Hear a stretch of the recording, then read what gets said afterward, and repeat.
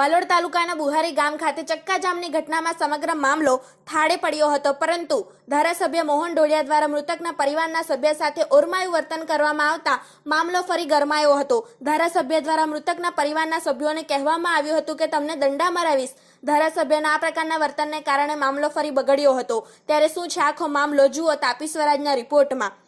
આજરોજ વાલોડ તાલુકાના બુહારી ગામ ખાતે આવેલ વૃંદાવન એપાર્ટમેન્ટ પાસે પાણી પુરવઠા વિભાગ દ્વારા ગટરના મેન્ટેનન્સનું કામ કરવામાં આવી રહ્યું હતું। તે દરમિયાન એક લાઇનમેન યુવક ખાડામાં ઊભો હતો। જો કે આ યુવક પર માટી ધસી આવતા તે નીચે ખાડામાં દબાઈ ગયો હતો અને તેનું મોત નીપજ્યું હતું। ત્યારે આ યુવકનું નામ તેજસ જગદીશભાઈ કોકણી હોય અને આ યુવક ભોજપુર નજીક ગામનો હોય તેવું હાલમાં જાણવા મળી રહ્યું છે। ત્યારે આદિવાસી સમાજના આગેવાનો દ્વારા કોન્ટ્રાક્ટરની બેદરકારીને કારણે યુવકનું મોત થયેલ હોય તેવા આક્ષેપો સાથે હાઈવે પર ચક્કાજામ કરવામાં આવ્યું હતું। જે બાદ ડીવાયએસપી સહિતનો પોલીસ કાફલો સ્થળ પર દોડી આવ્યો હતો, તેમજ બાદમાં પાણી પુરવઠા વિભાગના જવાબદાર કાર્યપાલક એન્જિનિયર પણ સ્થળ પર બોલાવવામાં આવ્યા હતા।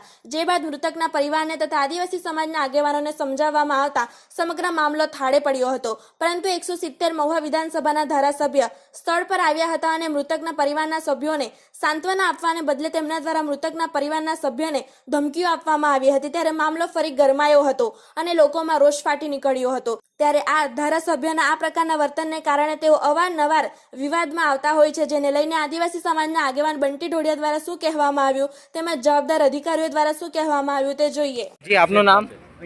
મારું નામ બંટી ડોડિયા। જી, આજે શું બનાવ બન્યો છે? આજે સવારે 11 વાગે આ વિસ્તારના પાણી પુરવઠા વિભાગ દ્વારા અહીં જે બુહારી ખાતે વૃંદાવન કોમ્પ્લેક્સ આવ્યું છે એની સામે કંઈક ડ્રેનેજનું લીકેજ હોવાથી અહીં ખોદકામ ચાલી રહ્યું હતું। આ ખોદકામ એમ સામાન્ય રીતે આપણે નીતિ ધારાધોરણ હેઠળ જોઈએ તો 3-4 ફૂટનું હોય છે, પરંતુ અહીં માટીના અતિક્રમણના લીધે લગભગ 12 થી 15 ફૂટનું ખોદકામ કરવામાં આવી રહ્યું હતું। આ ખોદકામમાં જે આદિવાસી સમાજનો કામદાર નીચે ખોદકામ કરી રહ્યો હતો એ માટી ધસી પડવાથી કે પછી જેસીબીની કંપારીથી કે કોઈ અન્ય કારણોસર અંદર દબાઈ ગયો હતો અને જેમાં આ કામદારનું દુઃખદ મૃત્યુ થયું હતું। જી, તો આ ઘટનાની મુલાકાત માટે ધારાસભ્ય આવ્યા હતા, તો તેમના દ્વારા શું કરવામાં આવ્યું? હા, આ ઘટના સવારે 11 વાગે બની હતી। તો આ ઘટનાને લઈને સમગ્ર વિસ્તારના આદિવાસી સમાજમાં અને આગેવાનોમાં રોષ ફાટી નીકળ્યો હતો, જેથી તમામ આગેવાનો અને મૃતકના પરિવારોએ અહીં રસ્તા રોકો આંદોલન કર્યું હતું। તો 11 વાગ્યાની વાત હતી અને ધારાસભ્ય લગભગ સાંજે 6-6:30 આવ્યા હતા। ધારાસભ્ય આવ્યા અને એક આ વિસ્તારના જનપ્રતિનિધિ હોવાના નાતે ધારાસભ્યએ પરિવારને સાંત્વના આપવાની હોય। પરિવાર એ એમનો મતદાર છે, મતદાર એટલે એ એમનો એક પરિવારનો સભ્ય ગણાય, પરંતુ ધારાસભ્ય દ્વારા એમને સાંત્વના આપવાની જગ્યાએ સાઇટ પર લઈ જઈને એમની પર પોતાના હોદ્દાનો રોપ જમાવવામાં આવ્યો। રોપ જમાવતા તેમણે શું કહ્યું? રોપ જમાવતા એમણે તમને દંડા પણ મરાવીશ એવી પણ વાતો કરી છે। આ એક ખૂબ જ દુઃખદ બાબત છે અને આ ધારાસભ્ય પોતે પોતાના ઉદ્ધત વર્તન માટે એમ તો જાણીતા જ છે, કારણ કે ઘણીવાર આપે એમના વિડીયો જોયા હશે જેમાં એમનું બેફામ બોલવાનું રહે છે, પરંતુ જ્યારે પોતાના સમાજના જ કોઈ વ્યક્તિ સાથે આવી દુઃખદ ઘટના બને છે તો ત્યારે એની સાથે ખભાથી ખભા મિલાવીને એને ન્યાય માટેની રજૂઆતો કરવાની હોય, એને ન્યાય અપાવવાનો હોય, પરંતુ ધારાસભ્ય દ્વારા એ દિશામાં કોઈ પણ વાતો કરવામાં આવી નહીં। જી, ધારાસભ્યના આવતા અહીં વાતાવરણ શાંત થયું હતું કે ઉગ્ર થયું હતું? ના, સવારથી 11 વાગ્યા સુધી પ્રશાસન દ્વારા સાંજે લગભગ 5:30 થી 6ના ગાળામાં જે જવાબદાર એજન્સી હતી તેમજ કાર્યપાલક ઇજનેરને અહીં લાવવામાં આવ્યા અને પરિવાર સાથે તેમજ આ વિસ્તારના સામાજિક આગેવાનો સાથે આ ઘટનાને લઈને મૃતક પરિવારના દીકરાને લઈને ન્યાય માટેની વાતો થતી હતી, વળતર માટેની વાતો થતી હતી અને પ્રશાસન દ્વારા સમગ્ર મામલાને શાંત પાડી દેવામાં આવ્યો હતો, પરંતુ ધારાસભ્ય દ્વારા આવીને અહીં ઉદ્ધત અને પોતાનો રોપ જમાવવાની વાતો કરીને અહીં અફરાતફરીનો માહોલ ઊભો કરી દેવામાં આવ્યો। જી, જો આ અફરાતફરીમાં કોઈકનું કંઈક અનઘટિત ઘટના બનત તો એના માટે જવાબદાર પછી કોને ઠરાવવામાં આવત?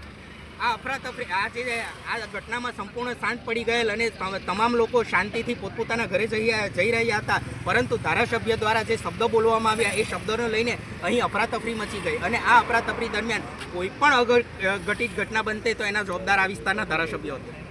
જી, તો તમે લોકો માટે શું કહેશો? ધારાસભ્ય માટે શું સંદેશો આપશો?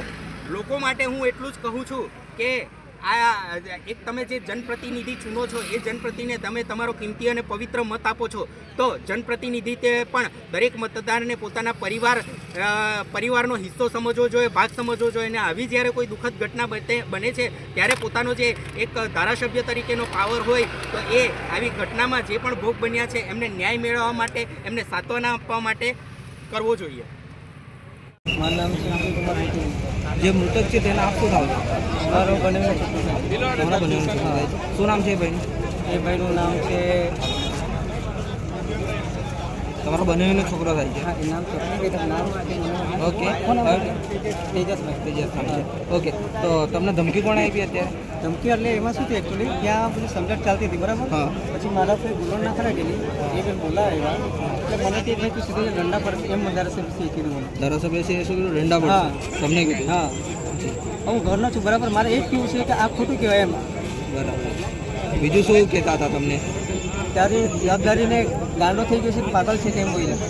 જી, બીજું એ બોલ્યા એમના રીતે, પછી નીકળી આવ્યું. બીજું કોઈ ગાળા ગલોચ કરી છે તમારે? ગાંડો છે એવું નહીં, પણ ગાંડો છે આમ તેમને ત્યારે દંડો પડે તેમ બોલ્યા.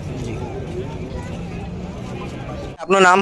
નિર્મલ કોકણી, આપનું રહેવાનું ક્યાં? ભોજપુર નજીક. ભોજપુર નજીક. હવે અહીં જે કામ કરવા આવે છે તે ભાઈ શું થાય છે તમારો? મારા સગો ભાઈ થાય. તમારો સગો ભાઈ થાય છે. જે તમારા ગામથી આવા કેટલા લોકો અહીંયા કામ કરવા આવે છે? એ 2 જણા આવે છે. 2 જણા આવે છે. તે દરરોજ અહીં જ આવે છે કામ કરવા? હા, દરરોજ અહીંયા. જે તો આજે ઘટના શું બની છે? એ ઘટના તો મને ખ્યાલ નહીં કેવી રીતે થયું તે, પણ સવારે પેલું ખોદકામ ચાલુ હતું એમ કહેતા હતા પેલા ભાઈ મળ્યા તે બીજા, એમાં એમ કે એ પડી તો નહીં, પણ એને ઉતારવામાં આવ્યો કે કેમ કર્યું તો કઈ ખબર નહીં, ને એમાં પેલું મોત થયું. મોત થયું છે. જે પ્રશાસન સામે શું આપ માંગણી કરશો? મને નાઈ જોઈએ એમાં. જી, આપનું નામ? અંકિત ગરાસિયા, કાર્યપાલક ઇજનેર પાણીપુરા છું. આજે વાલોડ ચોકડી પાસે એક પાઇપલાઇન ખોદતા એક દુર્ઘટના થઈ હતી. એમાં એક મજૂરનું જે છે એ દુર્ઘટનાગ્રસ્ત મોત થયું છે. હવે એમના માટે જે કંઈ પણ કમ્પન્સેશન છે, સરકારી રાહે જે કંઈ પણ કાર્યવાહી કરવાની થશે એ નિયમ અનુસાર કાર્યવાહી કરી અમે અમને પરિવારને મદદરૂપ થશું. એજન્સી સુરતની છે, કેએસ ગોધાણી નામ છે એમનું, અને 5 વર્ષના મરામતને નિભાવણીનું કામગીરી એ લોકોને કોન્ટ્રાક્ટ હેઠળ સોંપવામાં આવેલું છે. આ વીકની અંદર એમને 7 લાખ રૂપિયા ચૂકવવાનું કમિટમેન્ટ અમે આપેલું છે. 7 લાખ રૂપિયા અમે કમિટમેન્ટ એમને આ વીકની અંદર અમે કમ્પન્સેશન પેટે ચૂકવી દઈશું, અને ત્યારબાદ જે પણ સરકારી રાહે કાર્યવાહી કરવાની થશે એ કાર્યવાહી અમે પૂર્ણ કરીને બાકીનું પેમેન્ટ પણ ચૂકવશું. આજરોજ બુહારી ગામ નજીક પાણી પુરવઠા વિભાગની મરામતની કામગીરી ચાલતી હતી. આ મરામતની કામગીરી જે એજન્સીને આપવામાં આવેલી હતી તેના લાઇનમેન તરીકે ફરજ બજાવતા તેજસ જગદીશભાઈ કોકણી, ઉંમર વર્ષ 24, રહેવાસી ભોજપુર ગામ, તાલુકો વ્યારાનાઓ ખાડો ખોદેલો અને એ જોવા માટે ગયા ત્યારે એ ખોદેલા ખાડાની માટી ધસી જતા તેજસ કોકણી આ માટી નીચે દટાઈ ગઈ અને તેમનું મૃત્યુ થયેલ છે. અને સદર બનાવ અનુસંધાને વાલોડ પોલીસ સ્ટેશન ખાતે અકસ્માત મોતનો ગુનો દાખલ કરી આગળની તપાસ શરૂ કરવામાં આવેલ છે.